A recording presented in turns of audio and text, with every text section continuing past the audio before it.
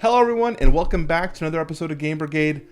I'm your host Brian, and on this show we do reviews, previews, and playthroughs of your favorite games. So if you're new here, please consider subscribing. Today we're going to be taking a look at a storage solution for the game Scythe. I have the broken token insert for this. In fact, this Scythe copy that I have here was the first game that I officially blinged out. So I wanted to talk about storage solutions, in fact, paid storage solutions, and kind of give my opinion and my review on them and see if they might be something you might consider going forward. And the reason I wanted to do this is there are a lot of questions regarding storage solutions, especially paid storage solutions when it comes to Kickstarters or games that you're buying. And without proper understanding of why you would have it, you might make a decision, you might not understand if it's a benefit to you. And I don't know if it's necessarily for everyone. So let's go ahead and take a look at the Scythe Legendary Box Broken Token Insert. As a forewarning to anyone that is currently watching this, I have in here all of the expansions to Scythe, as well as the campaign. So the campaign does have some spoiler stuff in it. So if you are currently playing Scythe and you're about to start the campaign and you don't want to risk any type of spoiler content, I advise you to maybe not watch this one until you've at least gotten through that spoiler, that portion of Scythe. I don't think any of the stuff in here would necessarily ruin your experience, but the campaign for Scythe has boxes that are hidden purposefully to explore those items. So just a fair heads up. Now, I don't think anything here is really going to spoil anything, but I always want to give a spoiler warning. So right off the bat, I have in here all the expansions for Scythe, as well as the base game, and everything is fit pretty neat and nice in here, as you can see. So on the top here, we have room for all the instruction manuals, any kind of paperwork that we may need, as well as the campaign journals. So everything fits on the top. We're just going to move that to the side. Now, Scythe has a modular, not a modular, well, technically it's coming out with a modular board, but it has a double-sided board where one side has larger hexes. And to take advantage of those larger hexes, you have to actually buy an additional part of the map. So I have that. So that does fit inside the legendary box. So this is the additional map tile set, and this is the actual map that comes in the game. So both sides fit inside the box here. We'll just place these to the side for now. Okay, so we can kind of see here that the broken token insert is a wooden storage solution. Now, this is a storage solution that you have to build on your own. It does not come pre-assembled. You're going to get basically a bunch of flat boards that you need to pop, and you'll need to glue them together. In terms of difficulty level, I would say medium. It wasn't difficult necessarily to do it, but it was kind of daunting to start. And personally, I was very nervous to do it. I was like, man, this is maybe higher level than I wanted to do. But once I got comfortable doing it a few times, you got a good system going, I got through it. They take about 2 to 4 hours for me to do this entire set. So right off the bat, let's talk about what we have inside here. We have 2 trays in the top. These are separatable trays, so they can come out individually. And inside each one, I have the player boards, as well as the faction sheets. So you could easily, pull out one, hand out the sheets to someone, and continue from there. So you can see here we have the player boards, and this side we have the faction sheets. As well as here you have a little removable token. You can put whatever you want in these that you find is easily accessible. I have some of the campaign stuff in there, as well as the encounter tokens. So we'll pull those out and put those to the side. Okay. Additionally, here on the side we have 2 branded. It says Scythe and then Broken Token. These are individual resources that are divided, and these are burned with wood etching. I don't know if we can get a big picture of that, but there on each section is the type of resource that's supposed to go inside that specific item. And you have this acrylic plastic top to kind of keep a protection layer in there. And it has a little lock mechanism here to keep it so nothing falls out. And that comes with 2 of them so that you can give, you know, if you have people on one side of the table, each player group can have their own resource pile. It's still, you know, depending on how each person's playing, you might have one player going for more oil and these players over here are going for oil. So you might have to like still share more than I'd like, but it's helpful to have 2 separate bins for that. So here we're going to pull out this. I don't know if you guys can see it from this angle, but we're going to pull this out. This is a slip in here. It has all of the cards that you need to readily play the game without any expansions or anything. You've got your encounter cards. We have our combat cards. You have your secret missions. Everything in here is readily available, as well as our randomized mission objectives for point scoring. So this is everything in here that you can play is already pre-sorted. You just kind of put everything in, put it into their locations.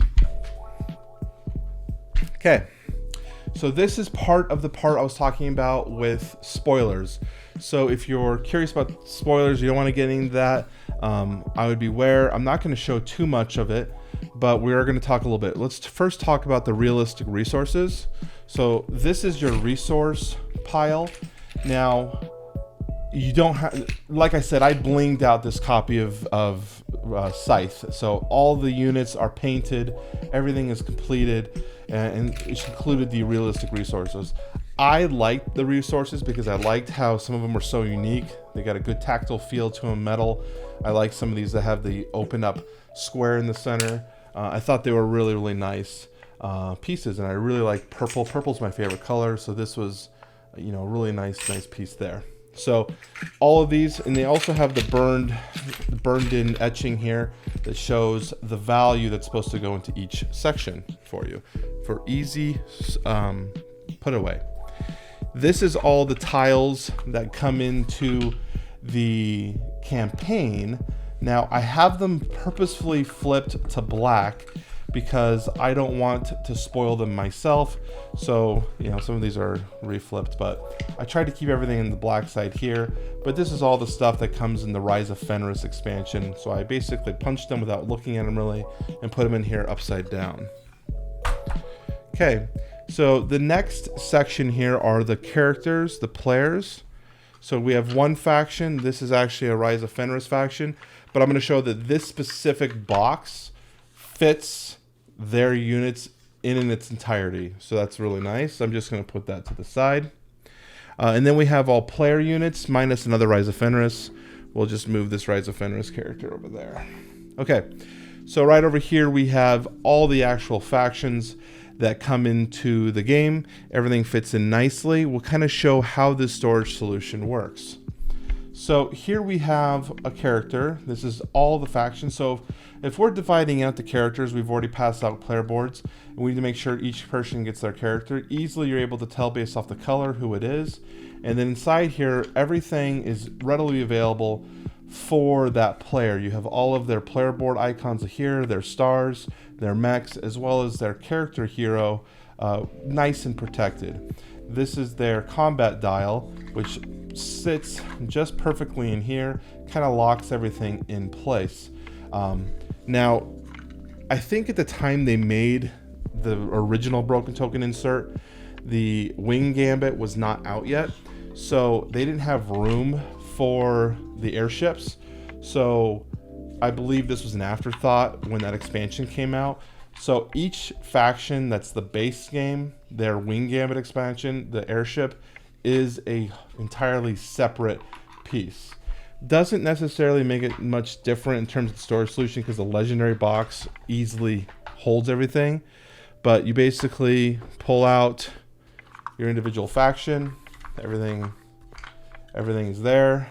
And again, we have all of our pieces in there. So hopefully you guys can see that clearly and in focus. So that's, I'm just going to pull out this top layer. so you guys can see now the bottom layer. So you can see how everything kind of still fits in there. The last bit of piece of we have in here is just more assorted cards, and these aren't cards that are used as much or as often. You have Automa cards and whatnot, Wing Gambit cards, expansion cards. So I placed all those down here. Very rarely do I use these. We don't necessarily play with the expansions as often as we play with the Invaders from Afar expansion, the characters. We very rarely play with the Wing Gambit expansion, but that's all there. So we'll pull that out anyways. And here's some more Automa stuff. Pull that out. So everything's out. Got everything spread apart. Didn't take too long. Let's talk about what I like about this, and we'll talk about what I don't like about this, and we can kind of didn't mean to do that. Here, let me fix that real quick. Kind of brush this with my hand. Put him back in there. I can't see what I'm doing. There we go.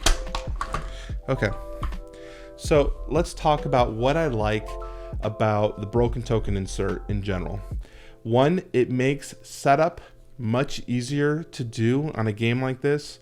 Really any type of game. I think a broken token insert, they're generally well labeled, well organized, so that you can pull out what you need, hand them to people that are helping you, or set them in areas that are easy to set up. If you have a specific thing, like I know these have to go there, I know this is going to go there, you can kind of place things where they need to go for easy setup. I find that it keeps everything relatively clean and organized, and it has increased my personal enjoyment when playing Scythe. Now, let's talk about what I don't care about, though, is the cost. You can find these broken token inserts anywhere between like $30 to $70. They are fairly expensive, and on average, I think they're around $50 from what I'm seeing. And that cost alone can be, another board game. It could be your subscriptions to your internet provider for, your month. So there's an actual inherent cost in this, and so you have to decide how much is it worth it to you. Now, the term or the idea of worth is actually a individualized term, because it's not like what my worth is and how much I play this game is different from each person. I really believe that if you are going to bling out your copy, or if you really want to increase the efficiency in your setup and teardown, it has to be at a cost of how much do you play this game and how much should it be worth it to you to have that solution. So Scythe, at the time I bought this and set this up, we played it quite a bit. We're playing at least once a week. So to me, it was very beneficial to me to have a solution that was easy tear up and tear down. But as my collection grew, as we acquired more games, Scythe, while still enjoyable, has not been as played as often. So here I have an investment that I've put a lot of money into it and don't quite get as much playthrough as I want. So there's times where you have to decide, like, is getting a solution like this necessarily going to be worth it? Do I regret the purchase? No, I don't. But have I made many purchases similar to this in future games? I've only had one other broken token insert for another game. Now, I do think storage solutions need to be considered almost on every board game you buy. Every game I have up on my wall and behind me has some sort of storage solution thought through. When I'm punching the game, I start thinking, okay, how am I going to baggy this? How am I going to store this? How do I want to make it so everything fits inside the box and is nice and clean? This makes it super easy. It's already thought out for you. You don't have to put a lot of thought to it. But other games that I have, like say Joan of Arc or Gloomhaven, I had to go out of my way and start theorizing, how can I store these games effectively and still keep everything in the box so that you don't have any loose items. So while cheaper to do my, say, Gloomhaven route, which I'm not going to show here, it takes too long. If you guys want to see what my Gloomhaven storage solution looks like, let me know in the comment section. I would love to, I can do another review on a DIY storage solution. But, so as I was saying, doing my Gloomhaven way while saving me, $50 in terms of the cost, it took a lot more time of research, planning, acquiring the pieces at different stores, and then, you know, executing it into making sure it works and making it effective. I'm very happy with my Gloomhaven. In fact, I'm very proud of it because it works perfectly. But there was a lot more time investment in that. So you always have to consider what's it worth it to you in terms of the time. So I'm going to rebox this now to kind of show you with everything out. Of course, you know, I'm not taking everything out of the game boxes, but to kind of show you, you know, how quickly you can put things back in. So really quick, we'll just slide all those pieces back in. We will then place the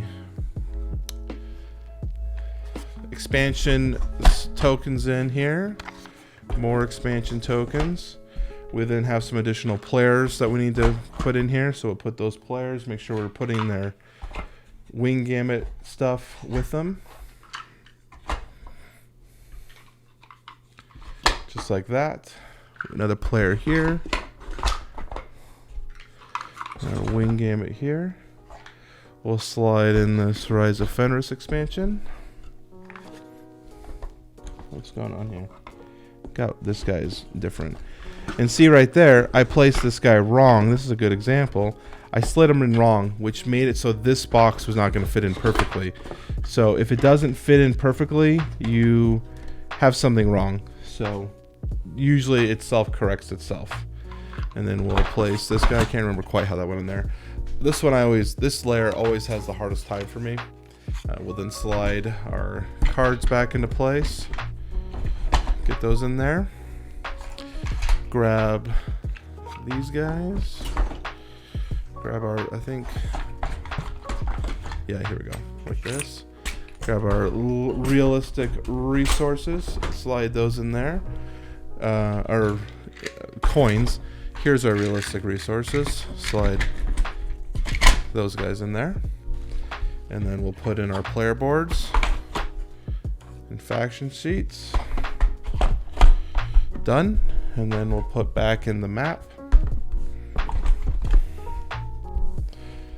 the expansion map and all the player aids and everything. So there we go.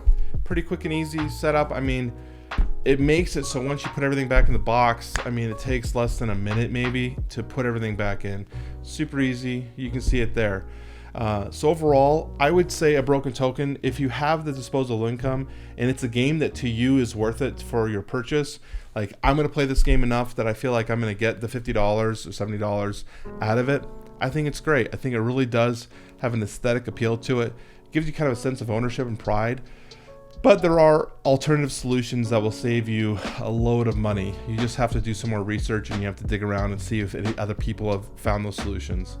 So this was my review, throwing the box everywhere, of the Broken Token Scythe version for the Legendary box.